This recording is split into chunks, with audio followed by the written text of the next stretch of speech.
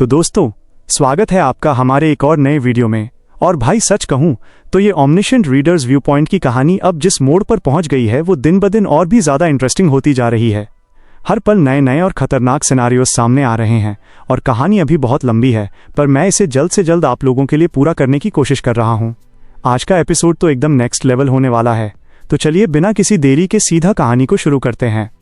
पिछले जन्म में रीनहाइट ने जूंगयुक से अपने साथ मिलकर पैराडाइज को प्रोटेक्ट करने के लिए कहा था और जूंगयुक एक बार उसके साथ शामिल भी हुआ था।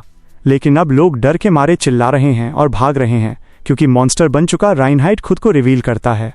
वो गार्ड कैप्टन को अपनी पेड़ जैसी टहनियों में जकड़ लेता है और कहता है कि उसे रिकवरी के लिए एनर्जी की ज़रूरत है। हीवॉन उस पर अटैक करती है और उसकी एक टहनी काट देती है। वो डिमांड करती है कि वो रुक जाए और पूछती है कि वो क्या कर रहा है, क्या उसे इस जगह को सेफ नहीं रखना था।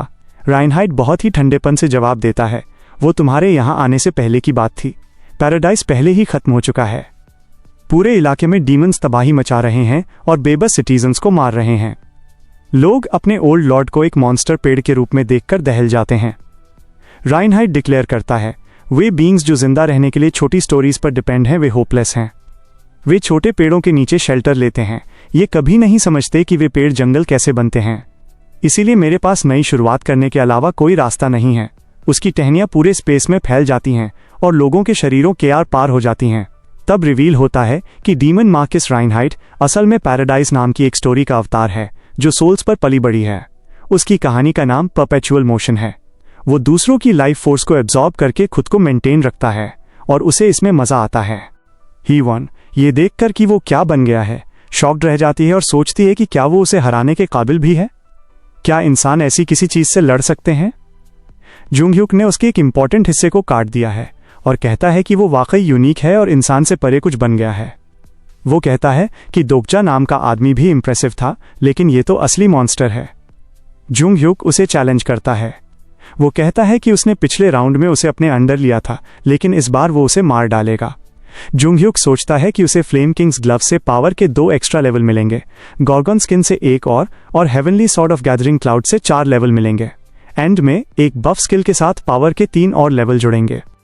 ट्रांसेंडेंस का पहला स्टेप बॉडी की लिमिट से बाहर जाना है। दूसरा, अपनी सभी स्किल्स को मैक्सिमम लेवल तक ट्रेन करना है। तीसरा स्टेप, उस सीढ़ी को लात मारना है जिस पर वो चढ़ा था। उसे याद आता है जो उसके कॉन्स्टलेशन ने उससे कहा था कि उसे अपनी स्किल्स, अपने लेवल्स और अपनी कलेक्ट की गई स्टोरीज को भूलना होगा। इंपॉर्टेंट बात यह है कि वो अपनी खुद की स्टोरी खोजे। वह स्किल स्काईब्रेकर का यूज करता है और रीनहाइट की ओर एक अटैक फेंकता है। उसके हमले में कई मॉन्स्टर्स मारे जाते हैं और ये उसे भी इंजरी पहुंचाता है। वो हमले को इम्प्रेसिव कहता है और कहता है कि ट्रांसेंडेंस के बारे में उसने जो अफवाहें सुनी थीं वे पूरी तरह झूठ नहीं थीं। हालांकि वो केवल एक इंसान है जो अब तक एक फेबल भी नहीं बना है। स्किल्स का यूज करते समय भी उसके दिमाग में कोई स्किल नोटिफिकेशन नहीं आया क्योंकि उसकी पावर सिस्टम से नहीं आ रही थी। ये वो सारी पावर थी जो रिग्रेसर जूंगयुक ने अपने दम पर जमा की थी। उसने पहले के मुकाबले कहीं ज्यादा डीमंस को मार गिराया है और सांगा उसे बताती है कि वहां अभी भी लोग हैं और उससे केयरफुल रहने को कहती है कि उन्हें चोट न पहुंचे। जूंगयुक कहता है कि उसके पास लेजेंड ग्रेट स्टोरी है और वो इतनी आसानी से हारने वाला नहीं है। पैराडाइज के अंदर उसकी पावर टियर 2 मॉन्स्टर के बराबर है। रीनहाइट उस पर फिर से अटैक करता है, लेकिन जूंगयुक चकमा दे देता है। सांगा उससे पूछती है कि वो इन सभी मॉन्स्टर्स को क्यों पालता रहा है जो पैराडाइज का मुख्य एक्सपोर्ट हैं। इस बीच एक डोकाई भी आता है और कहता है कि ये अच्छा नहीं है। वो गैस करता है कि उन्हें दूसरे फार्म की तलाश शुरू करनी होगी। रीनहाइट पूछता है कि क्या वे कभी सोचते हैं कि सिनारियोज में दिखने वाले सभी मॉन्स्टर्स कहाँ से आ रहे हैं। वो उन्हें एश्योरेंस देता है कि पैराडाइज को फिर से बनाया जा सकता है। जूंगयुक कहता है कि पैराडाइज स्टार स्ट्रीम के मॉन्स्टर्स का प्रोवाइडर है। हीवॉन पूछती है कि क्या उनके पास उस चीज से छुटकारा पाने का कोई तरीका है। रीनहाइट चिल्लाता है, कहता है कि ये जगह कुछ ही समय में ठीक हो जाएगी और उनसे कॉन्ट्रैक्ट कैंसिल न करने की रिक्वेस्ट करता है। जूंगयुक सोचता है कि अगर वो ट्रांसेंडेंस और जायंट बॉडी ट्रांसफॉर्मेशन की शक्ति का यूज करता है तो वो उसे ओवरपावर कर सकता है, लेकिन ये एफिशिएंट नहीं होगा। जूंगयुक कहता है कि उसे मारने के लिए उन्हें परपेचुअल मोशन की जड़ को हटाना होगा। वो पूछता है कि जब वे अंडरग्राउंड नहीं जा सकते तो उन्हें क्या करना चाहिए। जूंगयुक कहता है कि उसने पहले ही किसी को ऐसा करने के लिए भेज दिया है, जिसका इशारा गिलियंग और शिन की ओर है। इस बीच हसन उनसे पूछता है कि क्या उन्होंने किसी तरह शिन और गिलियंग को देखा है, क्योंकि उसने उन्हें कुछ समय से नहीं देखा है। हीवॉन को कुछ याद आता है और पूछती है कि क्या उसने उन्हें अंडरग्राउंड भेजा है। वे मॉन्स्टर्स से छुपते हैं और जुंगह्युक सोचता है कि डोग्जा उन्हें बिना किसी प्लान के पीछे नहीं छोड़ता। दूसरी तरफ डोग्जा ने ऑमनिशेंट रीडर्स व्यू पॉइंट लेवल 3 को एक्टिव कर दिया है और ये देखने आता है कि वे इस समय क्या कर रहे हैं। जुंगह्युक को नोटिफाई किया जाता है कि एक कॉन्स्टेलेशन जिसका अभी तक कोई नाम नहीं है एक ठंडी आह भरता है। उसी समय गिलियंग और शिन मॉन्स्टर्स से घिरे हुए हैं और सोचते हैं कि उन्हें अब क्या करना चाहिए। उसे नहीं लगता कि वो किसी भी कीड़े के साथ मॉन्स्टर्स का ध्यान और ज्यादा डाइवर्ट कर सकता है। शिन कहती है कि ऐसा नहीं है कि वो उन सभी मॉन्स्टर्स को टेम कर सकता है और अगर उसने ऐसा किया तो उसका दिमाग जल सकता है। वो उससे पूछती है कि क्या वे इस तरह मरने वाले हैं। अचानक कुछ टहनियां उनकी ओर बढ़ती हैं और वे ये देखकर डर जाते हैं, लेकिन वे उन्हें नहीं छूती और दूर रहती हैं। वे सोचते हैं कि यह चीज यहाँ कब से है। शिन को महसूस होता है कि एक आंख उन्हें देख रही है। वो ये कहते हुए उठती है कि वो मॉन्स्टर नहीं है। गिलियंग उसे रोकने की कोशिश करता है और कहता है कि वह उस चीज को टेम नहीं कर सकती, लेकिन वह जवाब देती है कि अगर वे कुछ नहीं करते हैं तो वे वैसे भी मर जाएंगे। वो कहती है कि यही कारण है कि डोग्जा ने उन्हें वहां छोड़ा था। वे दोनों उठते हैं और उस चीज को टेम करने जाते हैं। वो अपनी personal skill advanced inner species communication level 5 को एक्टिव करती है और एक डीमन को टेम करने की कोशिश करती है। वो इतना प्रेशर महसूस करती है कि उसे खून बहने लगता है। वो चिल्लाती है और कहती है कि वो उन्हें खाना नहीं चाहती। गिलियंग देखता है कि उसे मॉन्स्टर की यादें मिल रही हैं। वो एक बड़े मॉन्स्टर को अपनी ओर आते हुए देखता है। एनर्जी लॉस के कारण उसे भी ब्लीडिंग होने लगती है। मॉन्स्टर उनके सामने आता है।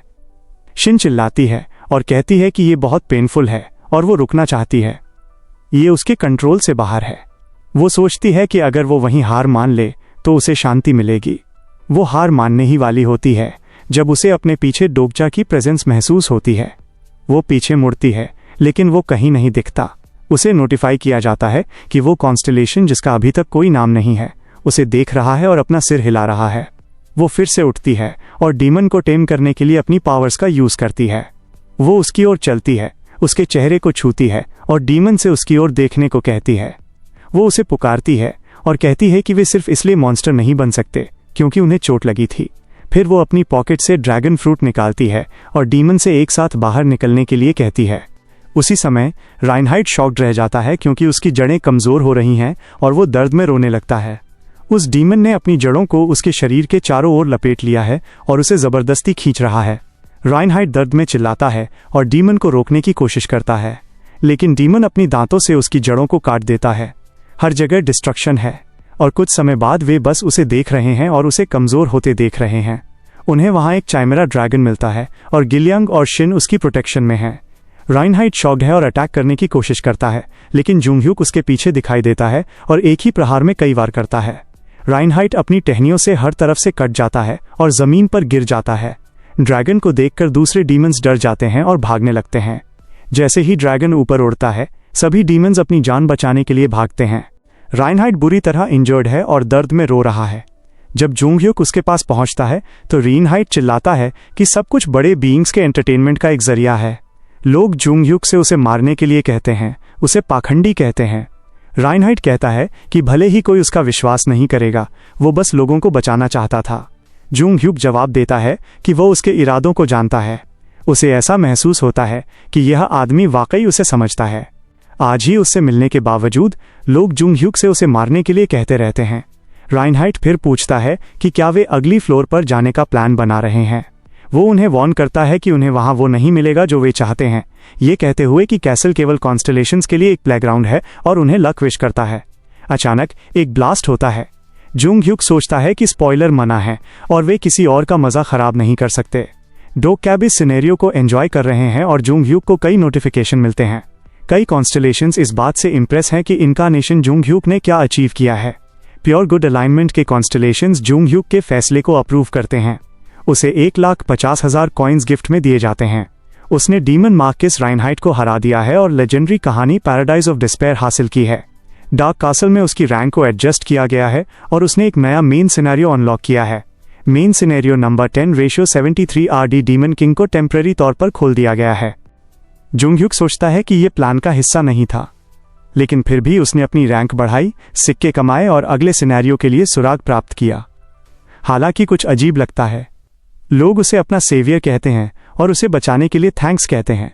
ये कहते हुए कि वे सभी उसके बिना मर जाते। डोग्जा अपने आप से सोचता है कि उसका इरादा कभी इन लोगों को बचाने का नहीं था। जिस तरह रीनहाइट ने उन्हें पैराडाइज के लिए सैक्रिफाइस के रूप में देखा था, उसके लिए वे केवल सैक्रिफाइस थे जो उसने सिनेरियो को क्लियर करने के लिए दिए थे। वो बड़े कॉज के लिए स्वेच्छा से दूसरों का बलिदान दे रहा था। वो सिनेरियो को क्लियर करना चाहता था और डोग कैबी ब्रॉडकास्ट के थ्रू दुनिया को बचाना चाहता था। लेकिन अब उसे अचानक ये इमेजिन करना मुश्किल लगता है कि सिनेरियो खत्म होने के बाद दुनिया कैसी होगी। अचानक एक आदमी उसके पास आता है और उसका नाम पूछता है।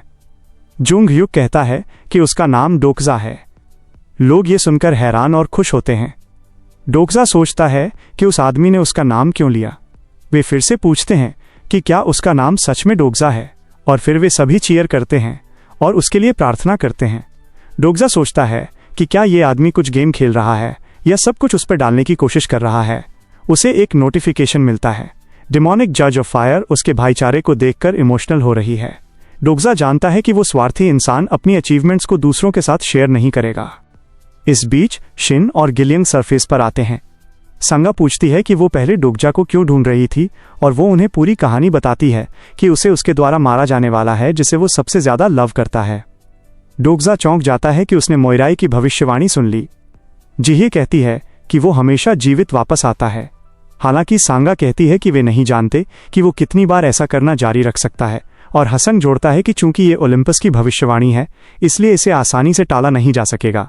वो पूछता है कि वो व्यक्ति कौन है जिसे डोग्जा सबसे ज्यादा लव करता है। उन्हें पहले इसका पता लगाने की जरूरत है। जिहे अचानक कहती है कि वो व्यक्ति वो हो सकती है। डोग्जा दंग रह जाता है कि उसने अभी अपना नाम लिया। ह्यून ने पूछा कि क्या उसने कभी उसे कुछ बताया, लेकिन जिहे कहती है कि वो सिर्फ कॉमन सेंस का यूज कर रही थी। वो दावा करती है कि वो जवान है, सुंदर है, प्यारी लड़की है, तलवार के साथ अच्छी है और चार्मिंग भी है, इसलिए कोई कारण नहीं है कि वो उससे लव न करे। हीवन कहती है कि शायद इसके बजाय वो है। उसे यकीन है कि जब सभी पुरुषों ने उसे पहली बार देखा होगा तो उन्हें बटरफ्लाइज महसूस हुई होंगी, और डोग्जा भी एक पुरुष है। उसने नोटिस किया कि वो उसके आसपास थोड़ा अलग था। संगा सजेस्ट करती है कि ऐसा इसलिए है क्योंकि वे कोवर्कर्स हुआ करते थे और उसने उसकी बहुत मदद की थी। सांगा फिर कहती है शायद ये आखिरकार सांगा ही है। उसने उसे पास में बेहतरीन इक्विपमेंट्स दिए थे और वो उससे बात करते समय ज्यादा मुस्कुराती है। डोग्जा उनकी चर्चा से चिढ़ जाता है और कहता है कि ऐसा लगता है जैसे वे हॉट पोटैटो खेल रहे हैं। गिलियंग बीच में टोकता है और कहता है कि उसे नहीं लगता कि लव का मतलब जरूरी रूप से रोमांटिक लव है। हर कोई उसे घूरता है। गिलियंग जोड़ता है कि वे अपने परिवार से भी लव करते हैं। हीवन एग्री करती है कि ये हो सकता है। गिलियंग कहता है कि उसे लगता है कि डोग्जा उससे बहुत लव करता है। हनसंग फिर पूछता है कि क्या ये दोस्तों के बीच भाईचारे और फेलोशिप को रिफर कर सकता है। उसे वो समय याद आता है जब उन्होंने तलवारों के साथ ट्रेनिंग की थी। अचानक हर कोई जुंग ह्युक को घूरने लगता है। जुंग ह्युक उनकी ओर मुड़ता है और पूछता है कि वे क्या देख रहे हैं। कॉन्स्टलेशन डिमोनिक जज ऑफ फायर अपना सिर हिलाती है। जिहे और ह्यून को लगता है कि यह संभवतः जुंग ह्युक नहीं हो सकता जिससे डोग्जा सबसे ज्यादा लव करता है। इस बीच शिन उन्हें बीच में रोकती है और अब हर कोई डोग्जा के इनकारनेशन को घूर रहा है। गिलियंग उसे बुलाता है और पूछता है कि क्या वो डोग्जा के बारे में कुछ जानती है। वो कहती है कि उन्हें बस उससे पूछना चाहिए। वो उन्हें बताता है कि डोग्जा पूरे समय सुन रहा है। वे हैरान हैं कि उसने यह सब सुना। फिर उन्हें सूचित किया जाता है कि एक अनाम कॉन्स्टलेशन कहता है कि उसे खेद है।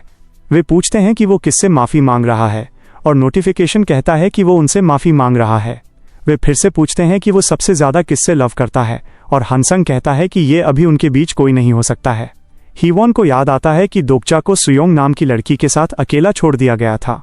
सांगा पूछती है कि क्या वो अभी उस लड़की के साथ है, और वो जवाब देता है कि वो किसी विशेष से लव नहीं करता है। वे सरप्राइज्ड हैं और हीवॉन कहती है कि वो बहुत वेग हो रहा है, जिसका सीधा मतलब है कि वो किसी से लव नहीं करता है। लेकिन अगर भविष्यवाणी सच है तो वो किसी न किसी से लव करने लगेगा। वे उससे पूछते हैं कि वो किस तरह की लड़की को पसंद करता है और क्या उनमें से कोई भी उस पर फिट बैठती है। डोग्जा सोचता है कि उसे उन्हें ऐसा कुछ क्यों बताना चाहिए। वे कहते हैं कि वो जरूर सोच रहा होगा कि वे क्यों पूछ रहे हैं, लेकिन ये इंपॉर्टेंट है क्योंकि अगर वह उनमें से किसी एक से लव करने लगता है तो वे भविष्यवाणी को सच होने से संभावित रूप से रोक सकते हैं। हीवॉन उससे कहती है कि वो बस उसे बता दे कि वो उसके लिए गिरने वाला है। डोग्जा सोचता है कि भाग्य शक्तिशाली है, लेकिन ये पूरी तरह से अनवॉइडेबल नहीं है। वो जवाब देता है कि वो कुछ नहीं जानता। हीवॉन कहती है कि वो उन्हें निराश कर रहा है। जीहे उसे एक एक करके उन्हें रेट करने के लिए कहती है। डोकचा मना कर देता है, ये कहते हुए कि वो ऐसा नहीं करना चाहता। वो अपने सभी सिक्कों का यूज उन्हें इनडायरेक्ट मैसेज भेजने के लिए करने पर विचार करता है। फिर वो उन्हें ईमानदारी से बताता है कि वो खुद नहीं जानता कि वो कैसा महसूस करता है। अचानक उन्हें कॉन्स्टलेशन से कई नोटिफिकेशन मिलते हैं। कुछ सांगा का समर्थन कर रहे हैं, कुछ शिन का और कुछ ह्यून का। डोकजा सोचता है कि ये सब एक मेस है। कहीं से भी कॉन्स्टलेशन डिमोनिक जज ऑफ फायर एक आइडिया के साथ आती है और ह्यून की ओर एक हार्ट शेप का बटन फेंकती है। ये अफेक्शन रीडर है, एक ऐसा डिवाइस जो रिवील करता है कि टारगेट कितनी अधिक आत्मीयता महसूस करता है। हीवॉन इसे पाकर रोमांचित है। डोकजा सोचता है कि यह आइटम केवल डोकाइबी शॉप के प्लैटिनम मेंबर्स द्वारा ही खरीदा जा सकता है और इसकी कीमत 1 लाख कॉइन्स है। तो दोस्तों, आज का वीडियो यहीं तक था। देखने के लिए आप सभी का दिल से बहुत बहुत शुक्रिया। मुझे पूरा यकीन है कि आपने कहानी के इस रोमांचक मोड़ का पूरा आनंद लिया होगा। अगर आपको मेरा ये एक्सप्लेनेशन और वीडियो पसंद आया है तो आगे के अपडेट्स के लिए चैनल को लाइक और सब्सक्राइब करना बिल्कुल न भूलें। आपकी एक क्लिक हमें बहुत मोटिवेट करती है। और हाँ, नीचे कमेंट बॉक्स में अपने कीमती विचार या कोई नया सुझाव ज़रूर दें या फिर बस एक छोटा सा हाई लिख दें। मुझे आप सबसे बात करके बहुत खुशी होगी। अगली बार फिर मिलेंगे एक नए और धमाकेदार एपिसोड के साथ। तब तक के लिए अपना ख्याल रखें, अपनी लाइफ के हीरो बने रहें और हमेशा ऑसम रहें।